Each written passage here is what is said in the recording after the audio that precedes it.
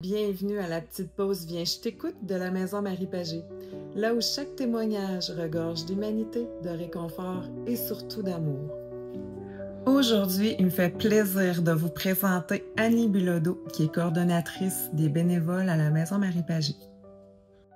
Bonjour Annie, salut. Bienvenue. Merci. Comment vas-tu? Ça va bien, merci. Toi? Ben oui, ça va super bien. Écoute, je te remercie d'être là. En ce jour, vraiment, pour ce beau témoignage qu'on va entendre à l'instant. J'ai des petites questions pour toi. Oui. Donc, si tu es d'accord, je vais t'interroger. Bien sûr. Annie, qu'est-ce qui t'a donné envie de venir travailler auprès des bénévoles à la Maison Marie-Pagé? Premièrement, moi, j'étais bénévole ici avant. J'étais bénévole aux soins. Puis, en fait, j'étais dans l'équipe. Puis, à un moment donné, on a reçu un message de la coordonnatrice des bénévoles qui disait qu'elle allait s'en aller prochainement. Puis, je me disais, mon Dieu, il me semble que ça coche toutes mes cases de ce que j'aimerais faire. Puis, même dans les descriptions de tâches, là, je me disais, ça va être fait pour moi, ça. Puis, c'est ça, en ayant été bénévole aussi, j'aime vraiment beaucoup la maison, puis j'ai travaillé avec d'autres bénévoles, et donc, de devenir coordonnatrice des bénévoles, pour moi, c'était, je me disais, waouh, il me semble qu'il n'y a rien de plus plaisant que ça. OK. De travailler avec des gens au grand cœur tout le temps, tous les jours, puis voilà. OK. Et d'après toi, quelles sont les qualités principales que tu as besoin pour occuper le poste que tu as ou pour les bénévoles? Quelles sont les qualités principales que ça... Mettons, pour moi, là, pour coordonnatrice des bénévoles, je dirais que, premièrement, avoir une bonne capacité d'adaptation, parce qu'on est vraiment toujours en adaptation, que ce soit par rapport aux résidents, par rapport aux bénévoles et tout ça. Je pense qu'il faut aussi une bonne écoute, puis une bonne empathie, je dirais. Puis, c'est ça. Qualité que tu possèdes et même plus. Est-ce que tu considères qu'il y a quelque chose en toi qui a changé depuis que tu travailles ici?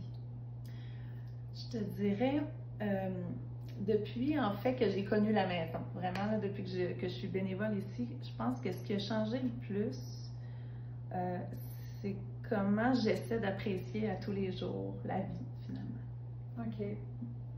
Davantage. Et ça fait combien de temps que tu es ici, que tu as commencé à faire du bénévolat?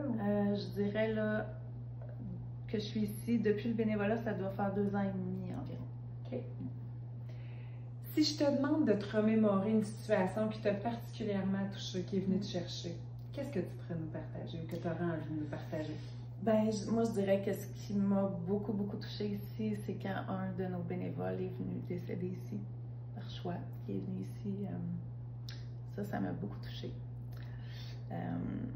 Ouais, c'est pas mal ce qui m'a touchée le plus. Okay. Depuis qu'on est ici.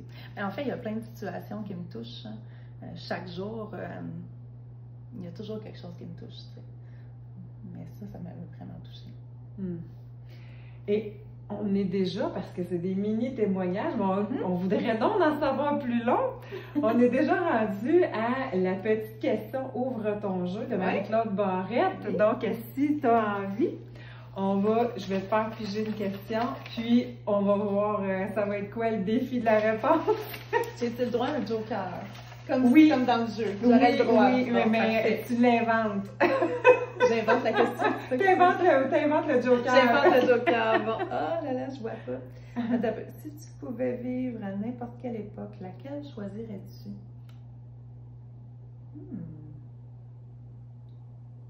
Wow, c'est une bonne question, ça. Je dirais celle-ci. parce que toutes les gens que j'aime sont dans celle-ci. Wow! Merci, vraiment! Pour vrai, c'est ça, c'est une question quand même assez, surprenante. J'essayais de penser aux autres époques, puis je trouvais pas personne que je connaissais. Ici et maintenant, vraiment. Exact. Écoute, pour terminer, est-ce que tu as quelque chose que tu aimerais dire aux bénévoles ou vraiment aux gens que tu travailles, que tu côtoies tous les jours aussi? Mon Dieu, merci. Premièrement, merci. Je leur dis souvent, mais c'est tellement important. À tous les bénévoles, vraiment, merci pour leur temps. Merci pour l'amour qu'ils donnent quand ils viennent ici. Tu sais, le temps, là, c'est ce qu'on a de plus précieux dans la vie. Puis eux, ils viennent donner du temps ici, puis je trouve ça extrêmement généreux. Voilà, c'est à peu près ce que je dirais. Parfait. Bien, Annie, ce fut un plaisir, Merci. cette capsule, vraiment cette petite pause pour t'écouter. C'est un privilège de t'avoir au nom de la maison. Je pense que tout le monde, on est unanime là-dessus, et ainsi que les bénévoles. Toujours des bons commentaires. Tu es souriante, tu es une femme exceptionnelle. Puis on espère que tu vas être encore parmi nous vraiment longtemps. Merci. Fait que, merci beaucoup, Annie. Merci.